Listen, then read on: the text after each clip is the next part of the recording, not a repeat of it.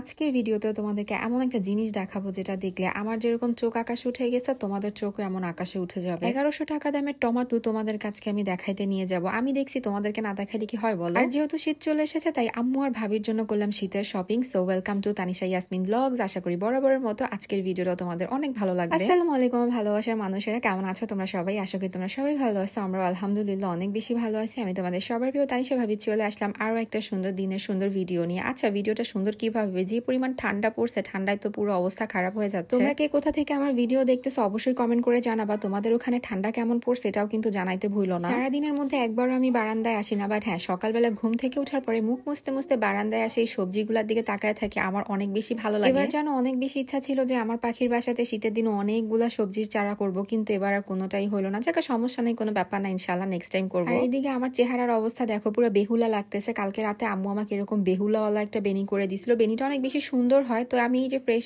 হয়ে চলে আসলাম নাস্তা খাওয়ার জন্য। আর এটা হচ্ছে আমার আম্মুর শর্টকাট পরোটা রেসিপি, মানে একদম ঝটপট, তুমি বসে থাকলে পরোটা হয়ে যাবে। মানে খুব তাড়াতাড়ি করে সকালের নাস্তা বা সন্ধ্যার নাস্তা বানানোর জন্য এই পরোটাটা একটা বেস্ট পরোটা। এত ঝামেলা করে কে আর পরোটা বানাবে, এরকম শর্টকাট করে পরোটা বানায় ফেলা যাবে। তোমরা যদি এই শর্টকাট পরোটার রেসিপি দেখতে চাও দেন অবশ্যই কমেন্ট করে জানাও, আমি আম্মুকে বলবো তোমাদের সাথে শেয়ার করার জন্য। খাওয়া দাওয়ার মাঝখানে মনে পড়লো যে আমি তো আমার আম্মু আর ভাবির জন্য শীতের টুকটাক শপিং করেছিলাম, তো তোমাদের সাথে যদি একটু শেয়ার না করি তাহলে কি হয় বলো। তাই আম্মু আর ভাবিকে দেখানোর আগে চিন্তা করলাম তোমাদের সাথে শেয়ার করি। প্রতি বছর শীতে যদি একটা নতুন চাদর না কিনা হয় তাহলে তো শীত কমপ্লিটই হইলো না। শীত আসলে টুকটাক কিছু শপিং করতে অনেক বেশি ভালো লাগে। আর হ্যাঁ, শীতের মধ্যে এই কমফোর্টেবল চাদরগুলো কিন্তু অনেক বেশি সুন্দর। এই চাদরগুলোর একটা স্পেশাল দিক কি জানো, সব রকম আউটফিটের সাথে চাদরগুলো অনেক সুন্দরভাবে মানায় যায়। তো আমি এখানে আমার জন্য দুইটা নিছি, আম্মুর জন্য একটা, ভাবির জন্য একটা। এটা হচ্ছে জামদানি স্টাইলের চাদর। দেখো এই চাদরগুলো আম্মু আর ভাবির জন্য নেওয়া হয়েছে। কেমন হয়েছে অবশ্যই কমেন্ট করে জানাও। আর এই যে বেবি পিঙ্ক কালারটা দেখো, এটা দেখতে যেমন কিউট, এটা ধরলে এত বেশি আরাম লাগতেছিল। আমি তো চাদর কিনে বসে আছি, এখন কাকে কোনটা দিব সেটা নিয়ে কনফিউজ। তোমরা আমাকে জানাও তো আম্মুকে কোনটা দেওয়া যায় আর ভাবিকে কোনটা দেওয়া যায়। হ্যাঁ, এই চাদরগুলা নিয়েছি আমি ফারহানা ওয়ার্ড্রোব ফেসবুক পেজ থেকে। যেহেতু চাইলেও আগের মতো ধুপধাপ করে শপিং এ বের হয়ে পড়তে পারি না, তাই আমার কাছে মনে হয় অনলাইন থেকে শপিং করাটাই বেস্ট অপশন। চাদরের পেজ লিংকটা আমার এই ভিডিওর কমেন্ট সেকশনে থাকবে, অবশ্যই তোমরা চেক করে নিও। এখানে আমি আর আম্মু দুইজন রেডি হয়ে বসে আছি, কারণ আজকে আমরা বহুদিন পরে প্ল্যান করলাম যে আমরা মা মেয়ে মিলে রিক্সায় ঘুরতে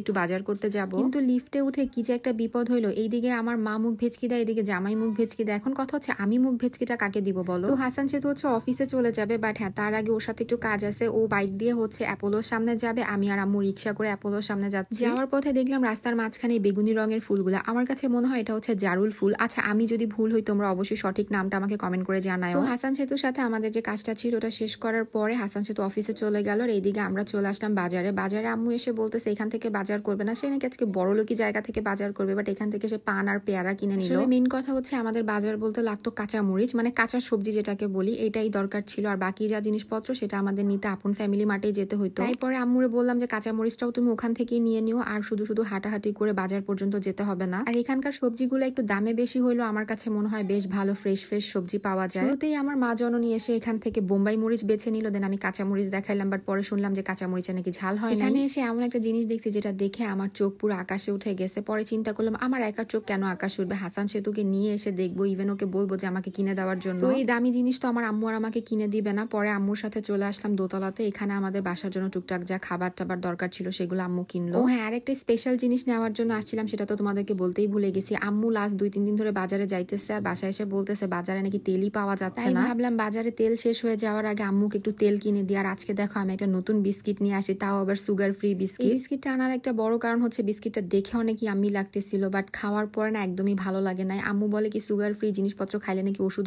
ফিল হয়। এই কথা শোনার পর থেকে বিস্কিট মুখে দেওয়ার পরে আমার কাছে মনে হয়েছে আমি ওষুধ খাচ্ছি। এবার গোসল টোসল করে তোমাদের সামনে একটু রং করতে চলে আসলাম। ঢং করা শেষ হয়ে গেছে, এখন খাওয়া দাওয়া করার পালা। আজকে খাবারে কিন্তু কয়েক রকমের ভর্তার আইটেম ছিল, শাক ভাজি ছিল, আর সাথে ছিল মজা করে রান্না করা ডাল। আর হ্যাঁ, সাথে কিন্তু বোম্বাই মরিচ থাকবেই, আমাদের প্রতি বেলাতেই হচ্ছে বোম্বাই মরিচ থাকে। আর আজকের প্রত্যেকটা ভর্তা অনেক বেশি মজা হয়েছিল। স্পেশালি শুটকি ভর্তাগুলো হচ্ছে রুবিনা আন্টি বানায় দেয়, আন্টির হাতের ভর্তাগুলো অনেক বেশি মজার হয়। আর আম্মু একটা মিক্স সবজি ভর্তা করছিল, ওটাও খাইতে অনেক বেশি মজা হয়েছিল। শীতের দিনে এই সবজি ভর্তাগুলা খাইতে কিন্তু অনেক ভালো লাগে। ভর্তা দিয়ে খাওয়া শেষ করে এবার হচ্ছে শাক আর ডালের পালা, দুইটা জিনিস একসাথে খাইলেই বেশি ভালো লাগে, কোনোটাকে ছাড়া খাইতে ভালো লাগে না। আর খাওয়া দাওয়া করে বরাবরের মতো আমি একটা ঘুম দিয়েছিলাম। ঘুম থেকে উঠে আমি নোসপিন পরছি, ওটাই তোমাদেরকে দেখাচ্ছিলাম। নোসপিনটা কিন্তু আমার কাছে বেশ ভালো লাগছে। এবার হচ্ছে সন্ধ্যার নাস্তার পালা। আমরা যে সিঙ্গারা দিয়ে আজকে নাস্তা করছিলাম, এরপর হাসান যেহেতু অফিস থেকে চলে আসছে, আর ওকে আমি বললাম চলো আমাকে একটু বাইরে নিয়ে চলো। মেন কথা হচ্ছে আমার ওষুধ শেষ হয়ে গেছে, আর ওকে আমি সেই 1100 টাকা দামের টমেটো দেখাইতে নিয়ে যাচ্ছিলাম। হঠাৎ করেই কিন্তু বেশ ভালো একটা ঠান্ডা পড়ে পড়ে গেছে, মানে হুড় করে এত বেশি বাতাস বেড়ে গেছে। আমরা আপন ফ্যামিলি মার্টে আসার পর এখানে একটা কমফোর্টার দেখতেছিলাম, আসলে আমার একটা কমফোর্টার কিনতে হবে। এখানে দেখলাম, দেখার পরে চলে গেলাম সবজির সেকশনে। এখানে এসে এই যে ছোট ছোট চেরি টমেটো, এইটার কেজি হচ্ছে 1124 টাকা, মানে চিন্তা করা যায়। আচ্ছা, স্পেশাল কি আছে এই টমেটোতে? তোমরা যদি কেউ এই চেরি টমেটো খেয়ে থাকো দেন আমাকে একটু কমেন্ট করে জানাও তো। আসলে 1140 টাকা দিয়ে টমেটো কিনে খাওয়ার মতো সাহস আমার হয়নি। তো আসার সময় হচ্ছে বড়ই নিয়ে আসছিলাম, এখন আমরা সবাই মিলে বড়ই খাবো। অল্প একটু বড়ই নিস, আর দেখো লবণ কত রকমের নিস, আর এখানে ননি হয়ে গেছে মিনু। এখন হচ্ছে আমি আমার মিনুটাকে নিয়ে বড়ই খেতে থাকি, আর তোমরা ভিডিওটা দেখতে থাকো। ভিডিও ভালো লাগলে don't forget to like, comments and share. ইনশাআল্লাহ দেখা হবে সামনের ভিডিওতে। আজকের মতো আল্লাহ হাফিজ।